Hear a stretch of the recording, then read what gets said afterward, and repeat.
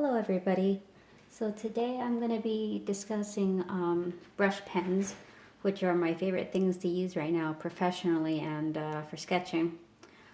So let's get started. This is the Pentel pocket brush, and I was using this one for quite some time, for a couple years, and it was my go-to for the longest time.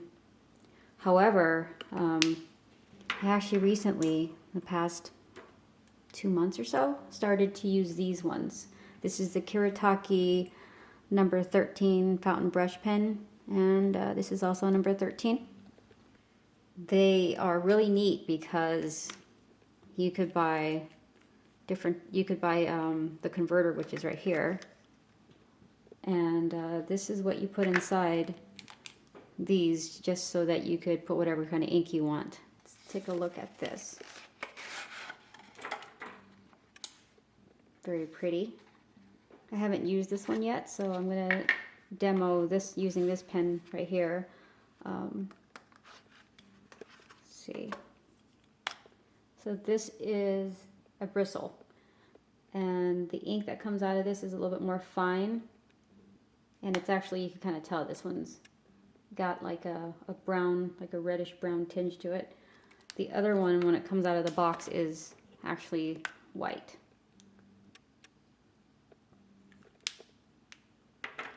So I am going to be putting the ink in this one, since I haven't used it yet. And here's the other one. Now this one's got like, it's two-toned, kind of marble. This is also a bristle, and it came that way. Now this one, I ruined the tip on this brush because it was the synthetic nylon tip, and I used a really thick, fast-drying ink, manga ink, and so it basically messed up the bristle and it, or nylon tip, and it kind of started to lose its shape. It wasn't very useful, and my lines started to look kind of messy. So I bought a new replacement tip that was a bristle for this one. So technically the only one that's still got the synthetic nylon bristle is actually this one right here. So this one's still the same. So the inks that you put into these brushes actually does matter quite a bit, because if it dries inside, then it messes up the brush tip. This one, I mean, I just still use the same ink that it came with. It has replacement cartridges, which it does add up if you're inking whole entire comic books with this.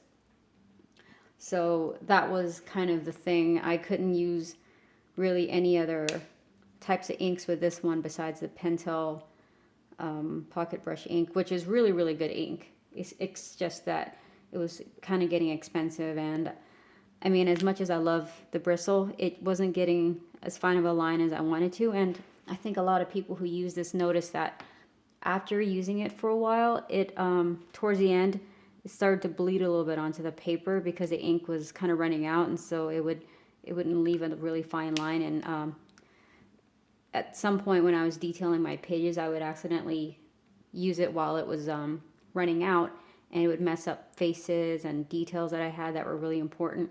So I needed a different brush that would stop that from happening. So the inks that I used inside the brush, and I've tried different ones, so I'll make sure to show all of them. And it was really important for me to get ink that was going to work really well with Copics and nowadays watercolors.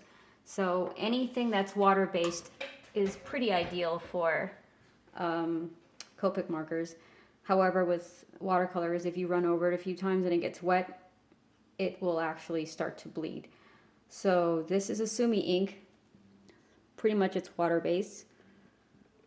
This is waterproof, so I tried it with Copics. It seemed to hold up pretty good, but I'm going to have to try it out some more. And here is the Zig 60. Now this is the one that when I put it in the red one, it messed up the bristles because it was so it dried so fast that it started to cake onto the bristles. there is a solution for that actually. Now this is the one I'm currently using inside basically all of these brushes except for the pintail pocket brush. And this one works the best. It also has a matte finish, so it's really pretty. I tried this out. This was pretty nice, except I actually prefer using a dip pen or a brush with this Eon Vortex. And here, this one's not as matte and thick as I'd like it to be, but it works really nicely with these brush pens as well. These ones worked pretty good, I thought, except I just didn't care for the finish as much. But it's really nice for washes, ink washes and stuff. So the trick with making sure that these pens don't get dry was I actually added a little bit of a water solution, a little bit of water, like a drop, to the ink itself inside the brushes so that it wouldn't dry out so fast and it would kind of come out more easily when I'm using them. And yeah, because before I did that, the ink would take forever to come out and it would dry too fast around the edges of the brush. So I wasn't able to get the ink to come out. So I started adding water inside the converter. So I'm going to go ahead and add some ink into this one, and I'm going to use the new brush pen for the piece I'm going to be inking today. So this is what that looks like. You pull it all the way back. I add the ink in first, and then I add a little drop of water afterwards. So you need to get like a disposable syringe in order to do this without making a huge mess. And I got mine off of jetpens.com. You could probably get it off of Amazon as well. But it works really well. You gotta be really careful not to put too much ink in there. It just requires a little bit of ink. And then we're good to go. Before I go any further, so this pen is actually quite expensive as far as brush pens are concerned. This one can run you about anywhere between $36 to $32. If you get free shipping, that's great. This one is actually $25. I believe this one was less than $15 overall, I mean on average.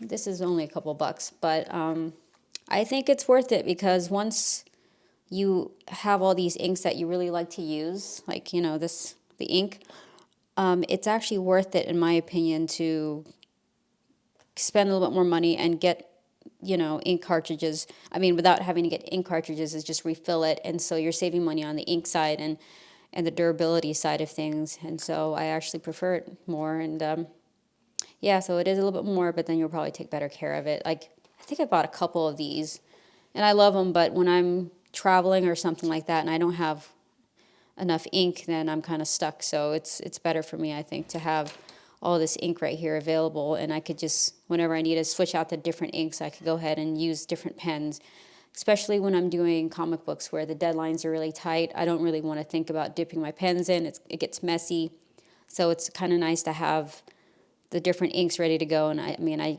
have to try to memorize what inks are in each pens for the most part. So it does speed up the process more. Yeah, I'm actually kind of trying to go more towards the refillable inks and stuff, and that's kind of why I also picked out Copic markers as opposed to the other marker brands, because of the ability to refill. And I've also done that with my multi-liners, where I'm actually using refillable multi-liners. In fact, I think I have it right here. So this is one of the multi-liners by Copics, and this is refillable. So even though it's a little bit more, like I said, I think it's nice to be able to refill instead of having to waste and throw pens away, which to me I think is kind of unfortunate. So I like being able to refill my pens. Okay, so yeah, let's actually start to fill this up with ink. Okay, let's make sure the ink has already started to go down. Might just go right here. Try to get the ink flowing. So this is a vellum bristle board, so there's a little bit more texture than some of the other papers that I use. it's really good for absorbing ink. So right now the ink is still trying to, it's still taking a while for the ink to kind of reach the tip of the pen. So I always do this to try to help it. And different types of ink react differently to different types of paper, of course. So I've not really used this ink with the vellum surface, but I'm pretty sure it's going to be interesting either way. So this is going to be a Christmas card exclusive to my mailing list or newsletter. It's going to have Pockey and Aya, the characters from my exclusive newsletter comic as well. And Pockey is a real cat. So usually I would outline it first before I start filling in all the darkest parts. But since I'm trying to get the ink to start flowing, I'm just doing this. Oh yeah, the ink is really coming down now.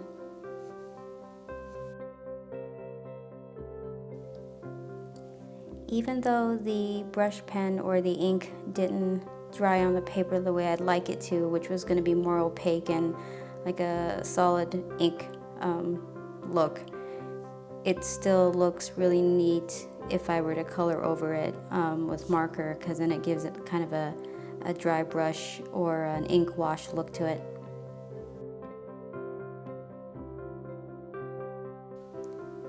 It's a good thing that the ink dries fairly quickly, because I'm just getting my palm all over the parts I've already inked. I try to be pretty careful, but sometimes I think I rely heavily on the ink drying fast, and I guess that's why I pick the inks and the paper that I pick, because Lord knows that when I'm using multi-liners, sometimes I smudge right over it, or when I'm erasing my pencil marks right after I ink and I forget, then it just smudges all over the place. Good thing there's gel pens.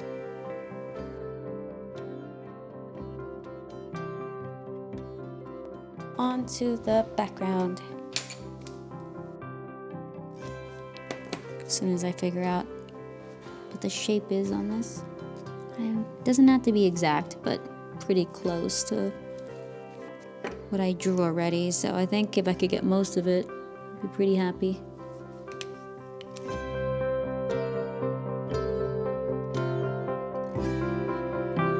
Because the background is like a cyberpunk kind of futuristic, I felt like it was important to use templates and rulers and stuff just to get the clean lines instead of just dry brushing it or just using my brush pen.